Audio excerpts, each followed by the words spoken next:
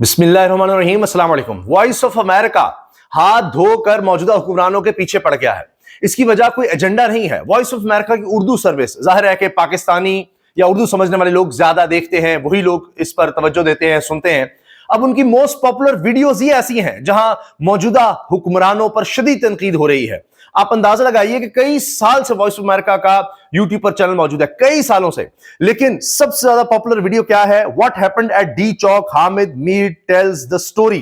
D चौक में हुआ क्या, हामिद मीर की जुबानी। ये 3.2 मिलियन यानी 32 लाख लोगों ने इसको देखा है। 32 लाख के व्यूज हैं कितने अरसे में? सिर्फ एक महीने में।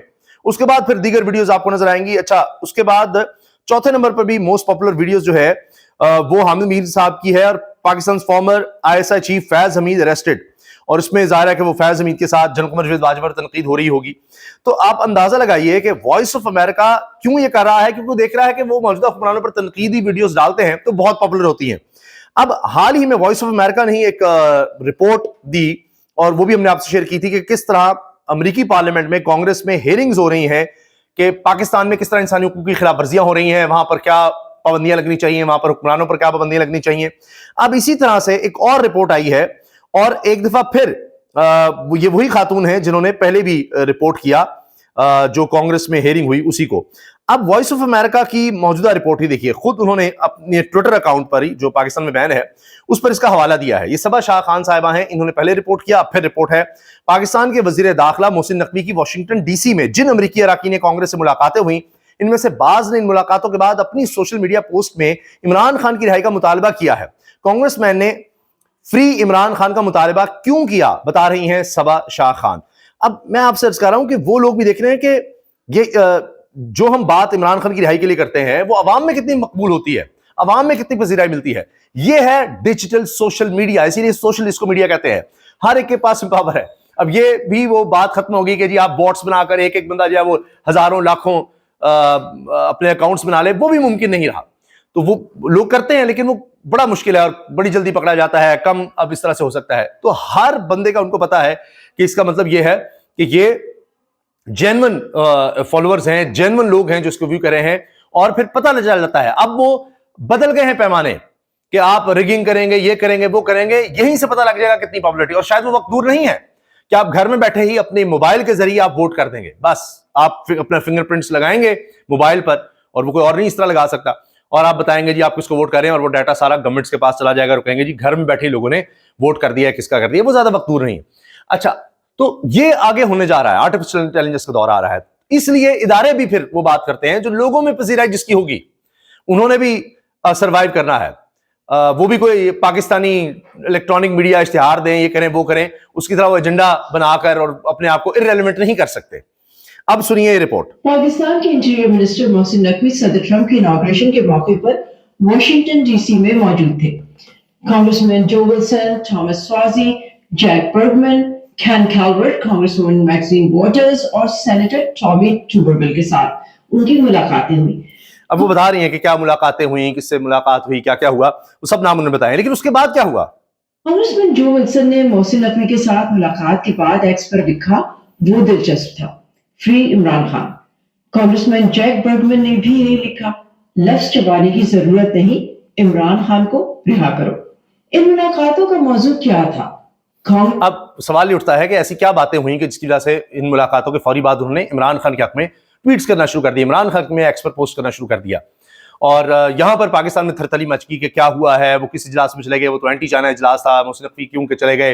फिर डिसोन कर दिया वजारत खारजा ने कि जी वो अपने तौर पर गए हैं। इरफान सदीकी इनके खिलाफ बोलना शुरू हो गए। तो वो अब ऐसे लग रहा है कि मौजूदा हुकूमत को भी मौका मिल गया कि अच्छा हम भी अपना स्कोर जरा सेटल कर लें, क्योंकि मोहसिन नकवी का हमसे ताल्लुक नहीं है, तो हम भी जरा मोहसिन नकवी पर तनकीद वगैरह करके उससे डिस्टेंस कर लें। जिस तरह राना सनाउल्लाह तरीके से उन पर बात करते हैं ना कि जी वो तो शुक्र वज़ीर आज़म नहीं बने, उनको वो कुछ नहीं कह सकते। लोग कहते हैं मोहसिन नकवी वज़ीर दाखिला है, लेकिन वज़ीर दाखिला ने वज़ीर आज़म रखा हुआ है, तो पूछ लें जरा कि वज़ीर आज़म क्या कहते हैं मोहसिन नकवी साहब को। तो ये सब बातें होती हैं। अब वो कहते हैं कि जी ऐसे बातें मुलाकातों में हुई क्या कि उसके बाद ऐसी ट्वीट्स आ गई। कांग्रेसमैन जो विल्सन के ऑफिस ने वीओए को बताया, कांग्रेसमैन समझते हैं कि ताल्लुकात उस वक्त मजबूत होते हैं जब पाकिस्तान के जमहूरी इदारे कानून की हुक्मरानी और बुनियादी इंसानी हकूक बेहतरीन काम कर रहे हों। اگرچہ کانگریسمین پاکستانی ملکی سیاست میں پارٹی نہیں بننا چاہتے اور خان کی متعدد پالیسیوں خاص طور پر چین اور روس کے حوالے سے پالیسیوں سے اتفاق نہیں کرتے، لیکن ٹرمپ سوچئے وہ کہتے ہیں کہ ہم عمران خان سے اتفاق نہیں کرتے، وہ چین کا بہت زیادہ ساتھ دیتا ہے، وہ روس کے ساتھ تعلقات بنانا چاہتا ہے، امریکہ کے اپنے انٹرسٹ ہیں، وہ چین اور روس سے اس طرح تعلقات نہیں چاہتے، خاص طور پاکستان کے تو بالکل نہیں چاہتے ہوں گے، لیکن کیا کہ عمران خان کے ساتھ پبلک سپورٹ ہے۔ انتظامیہ کے خصوصی مشن کے سفیر رچرڈ گرینل کی طرح ان کا بھی خیال ہے کہ خان کو رہا کیا جانا چاہیے، اور یہ کہ وہ ایک سیاسی قیدی ہیں اور انہیں ناحق حراست اچھا اب یہ دیکھیے رہا کیا جانا چاہیے، اور یہ کہ وہ ایک سیاسی رچرڈ گرینل کیا حوالہ، رچرڈ گرینل کا جو انہوں نے وائس آف امریکہ نے حالیہ ٹویٹ شیئر کیا وہ دیکھیے گا۔ رچرڈ گرینل نے کیا کہا؟ You are late and this is too little and too weak. Speak normally. Free Imran Khan. یہ انہوں نے بائیڈن ایڈمنسٹریشن کے بارے میں کہا، جاتے جاتے ان کے ترجمان کی طرف سے آیا کہ ہاں عمران خان کے حوالے سے کیسز کو دیکھنا چاہیے، فلاں کرنا چاہیے، کہ جاتے جاتے اب ترجمان دفتر خارجہ کہہ رہے ہیں اب تو خیر ایڈمنسٹریشن چینج ہو گئی ہے۔ اس وقت رچرڈ گرینل جو نمائندہ خصوصی ہیں ڈونلڈ ٹرمپ کے، اور اب تو ظاہر ہے ٹرمپ صدر بن چکے ہیں باقاعدہ اٹھانے کے بعد ان کی ٹیم کو ایسا ہے، انہوں نے اس وقت کہا کہ تم کس طرح کی ڈھیلی ڈھیلی سی باتیں کر رہے ہو کہ جی وہ نہیں غلط ہو رہا ہے فلاں ہو رہا ہے، اور کہا سیدھا بات کرو، speak normally, you are too late, ایک تو تم بہت دیر کر رہے ہو، تم نے بہت دیر کر دیا اور یہ بہت کم ہے اور بہت کمزور سٹیٹمنٹ ہے تمہاری، عام طرح سے بات کرو، سادہ بات کرو، اسپیک نارملی اور کہو فری عمران خان۔ کی طرح ان کا بھی خیال ہے کہ خان کو رہا کیا جانا چاہیے، اور یہ کہ وہ ایک سیاسی قیدی ہیں اور انہیں ناحق حراست میں لیا گیا ہے، مسٹر خان کو رہا کیا جائے۔ یہ تھا رد عمل کانگریسمین جو ولسن کا۔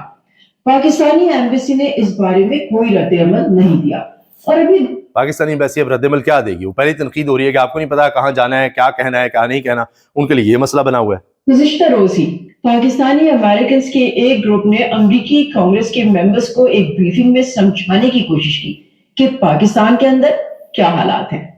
اچھا یہ میں آپ کو بتا دوں کہ وہاں پر پاکستانی کمیونٹی اتنی ایکٹیو ہو چکی ہے کہ وہ بات جو انہوں نے قراردادیں پاس کروا دی، خطوط لکھ دیے، اب پوری بھی ہیومن رائٹس کے لیے کیمپین چلا رہے ہیں، مختلف وہاں پر سیمینارز ہو رہے ہیں، فنکشنز ہو رہے ہیں، وہاں پر عہدیداروں کو بلایا جا رہا ہے، میڈیا کے لوگوں کو بلایا جا رہا ہے، اور پاکستانی بڑے متحرک ہو گئے ہیں۔ یہ ان کا پاکستان سے محبت کا اظہار ہے، وہ پاکستان کو پھلتے پھولتا دیکھنا چاہتے ہیں، ترقی یافتہ دیکھنا چاہتے ہیں، اور وہ سمجھتے ہیں کہ امریکہ میں بھی سول وارز ہوتی رہی ہیں، ملکوں میں تباہیاں آتی رہی ہیں، پھر انہوں نے دیکھا کہ ترقی کس طرح سے ہوتی ہے۔ ترقی ہوتی ہے لوگوں کو آزادی دینے سے، لوگوں کو خیال کی سوچ کی آزادی ہو، لوگوں کے وسائل لوگوں کے اوپر خرچ ہوں، ملک میں ان کو راستہ دیا جائے، نوجوانوں کے لیے اپرچونٹیز ہوں، سب سے بڑھ کر قانون کی حکمرانی ہو۔ یہاں اشرافیہ، یہاں سفارشی، یہاں پر دو نمبریاں، امارت میں خیانت، سب سے بڑی تو یہ جو آپ نے الیکشن ریگنگ کی، اس کے بعد کیا رہ جائے گا؟ کوئی ملک ایسے چل سکتا ہے؟ Chairman public accounts committee Junaid Akbar کا توشہ خانہ کا 50 سالہ ریکارڈ سامنے لانے کا فیصلہ۔ لے جی، جنید اکبر نے آتے ہی بڑا کھڑا کر دیا ہے، اور وہ کہہ رہے ہیں کہ جی 50 سال کا ریکارڈ ہم سامنے لے کر آئیں گے۔ پھر انہوں نے یہ بھی بتا دیا کہ پہلے شیخ عباس اکرم کا تھا تو اس پر حکومت نہیں مانی، تو پھر اب میرے نام پر حکومت بھی اس لیے مان گئی کہ یونانیمس اس لیے ہو گئے، انہوں نے پہلے اعتراض کیا تھا تو بار بار تو نہیں ہو سکتا۔ جنید اکبر کو آپ جانتے ہیں کہ صدر بھی بنا دیا گیا ہے خیبر پختونخوا تحریک انصاف کا، اور علی بن گنڈا پور کی جگہ اب یہ پی ٹی آئی کے خیبر پختونخوا میں صدر ہوں گے۔ یہاں تک اب تجزیہ کار بات کرنے لگے ہیں کہ علی بن گنڈا پور کی بطور وزیر اعلیٰ بھی چھٹی ہو سکتی ہے، یہ بات تک ہو رہی ہے۔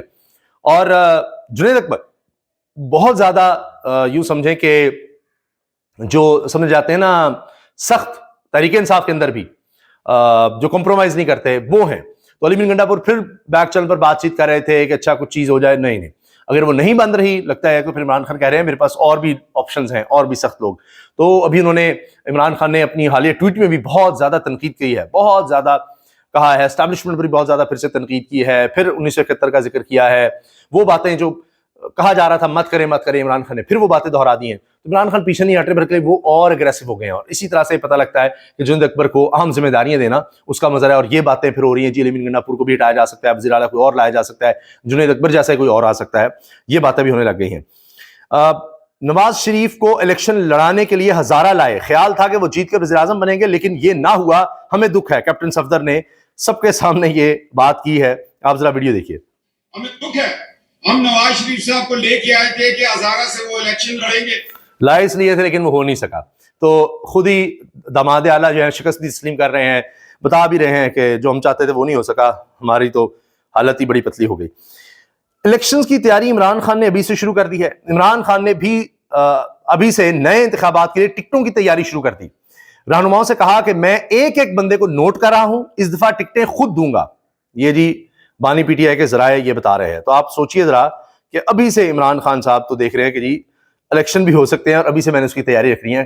کتنی آگے کی سوچ ہے ابھی سے. 8 فروری کی بھرپور تیاریاں کریں گے. یہ نہ ڈرنے والے ہیں اور نہ ہی دبنے والے ہیں, جنید اکبر خان نے بتا دیا ہے.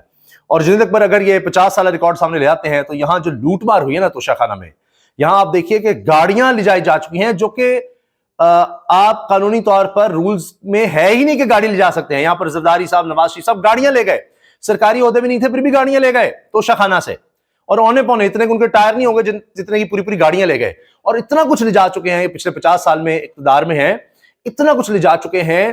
اور پھر یہ جو کہتے ہیں عمران خان نے, وہ پہلے کہتے تھے گھڑی بیچ دی فلان, یا انہوں نے وہ 50 سال سے سب چیزیں اپنے پاس رکھی ہوئی ہیں, پتہ نہیں کون سی چیز کتنے کی بیچی, اور وہ اس وقت تو بہت ہی کم قیمت دینی ہوتی تھی.